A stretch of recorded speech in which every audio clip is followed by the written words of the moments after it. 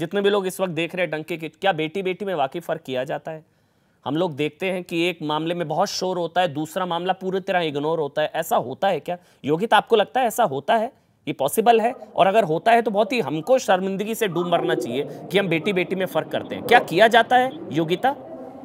होता है अमन, बिल्कुल होता है। और ये दिख रहा है हमें राजस्थान में, क्योंकि राजस्थान की घटना में प्रियंका गांधी का ना जाना, और उसके मुझे नहीं मालूम उन्होंने ट्वीट किया नहीं किया, करना चाहिए था, क्योंकि ये यूपी और राजस्थान, मतलब ये बेटी तो बेटी है। और हर घंटे जब हम आप और डिस्कशन करें उस समय भी हमारी एक बेटी इस घिनौने अपराध का शिकार हो रही है। हमारे देश में हर जगह बलात्कार हो रहे हैं, बच्चियां हर जगह असुरक्षित हैं, चाहे वो कांग्रेस शासित प्रदेश हो चाहे वो बीजेपी शासित प्रदेश हो।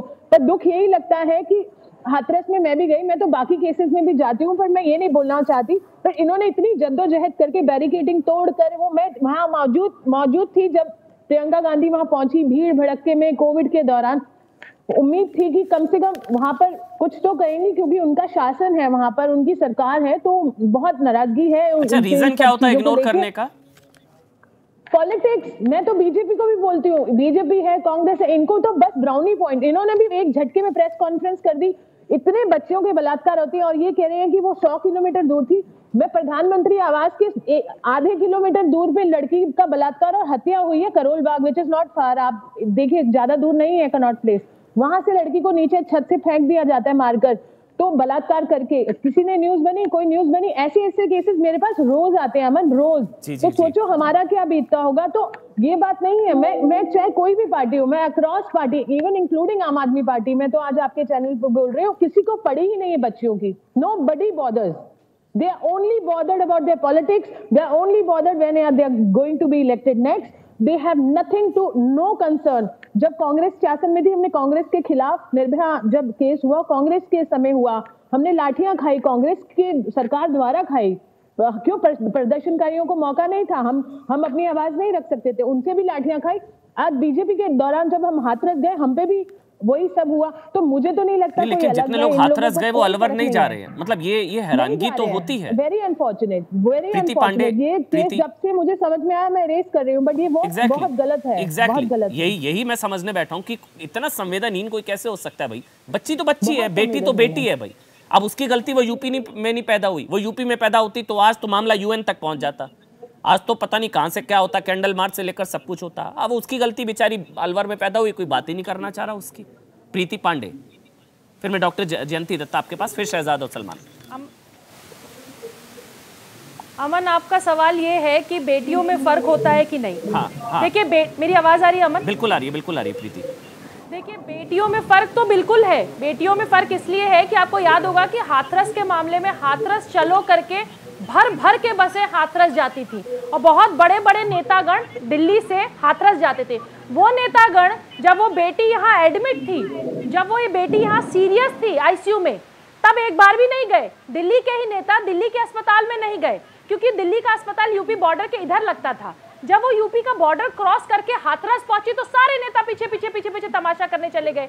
इनके लिए कोई भी बेटी अगर उत्तर प्रदेश में है तो बोलेंगे, राजस्थान में है तो नहीं बोलेंगे, छत्तीसगढ़ में है तो नहीं बोलेंगे, महाराष्ट्र में है तो नहीं बोलेंगे।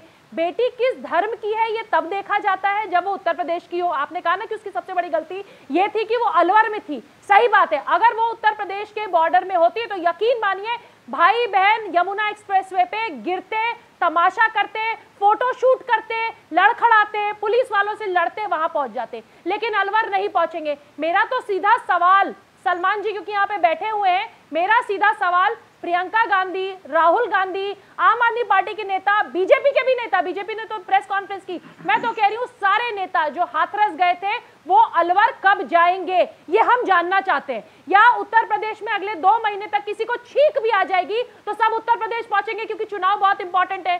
तो बेटी हूं, लड़ सकती हूं, ये ड्रामा बंद करिए, ये पूरा ड्रामा है। क्योंकि आपके अपने प्रदेश में जहां आपकी सरकार है वहां बेटी हूं, लड़ सकती हूं, लड़की हूं, लड़ सकती हूं, ये ड्रामा, ये प्रोपेगेंडा आप नहीं चलाते।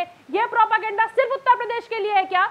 आप 40% टिकट दे दीजिए विधानसभा चुनाव में, आप 50% दे दीजिए, कोई फर्क नहीं पड़ता। जनता को साफ साफ नजर आ रहा है बेटी आपके लिए अलग अलग जाति धर्म की है, अलग अलग राज्यों में। डॉक्टर जयंती दत्ता, मतलब पहले देखा जाता है कि बच्ची का धर्म क्या है, रेप करने वाले का क्या धर्म है, राज्य कौन सा है, चुनाव कब हैं, चुनावी राज्य है या नहीं है, इन सारे पॉइंट्स को टिक करने के बाद ही तय किया जाता है कि चलिए अब सड़क पर उतरते हैं या नहीं उतरते हैं। बच्चे की फिक्र नहीं है ना, मतलब डॉक्टर दत्ता। अमन जी, सबसे दुख की बात, अगर आप लोगों ने न्यूज़ देखा निर्भया के कांड के लिए, डे 1 से मैं जुड़ी हुई थी आखिर तक, जब फांसी चढ़ी, जो परपिट्रेटर थे उनकी फांसी हुई। मुझे हैरानगी इस बात की होती है, कौन सा एक घर बताइए जहां पे बेटी नहीं है। बेटी के ऊपर आप ये आंकड़े गिनवा रहे हो और वो देख रहे हो प्रोविंस के हिसाब से।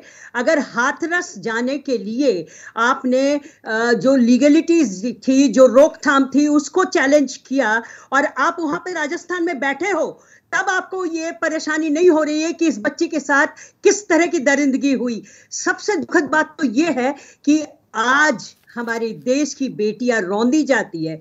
3 महीने की बच्ची से लेके अभी देखिए अलवर में जो हुआ कांड, she is a handicap child, और उसके लिए आप देखते हो कि ये प्रोविंस है, ये राजस्थान है, ये दिल्ली है, ये यूपी का बॉर्डर है। आप लोगों को शर्म आनी चाहिए, क्योंकि ये देश जो है स्वाधीन हुए इतने साल हो गए, आज भी हमारे मुंह पे कालिक पोती जाती है कि हमारी बच्चियां रौंदी जाती हैं, रेप हो जाती हैं, और फिर उसके बाद आप कहते हो उनको मुआवजा दे देंगे, उनके घर के लिए हम ये कर देंगे। शर्म की बात तो ये है कि रोकथाम आप कर नहीं पा रहे हो। अभी भी बेटियों की बलात्कार को लेके आप पॉलिटिक्स से जुड़ जाते हो, आप आंकड़े गिनाते हो। किसी की आवाज में ये एंग्विश नहीं है कि ये रुक जानी चाहिए, ये खत्म होनी चाहिए।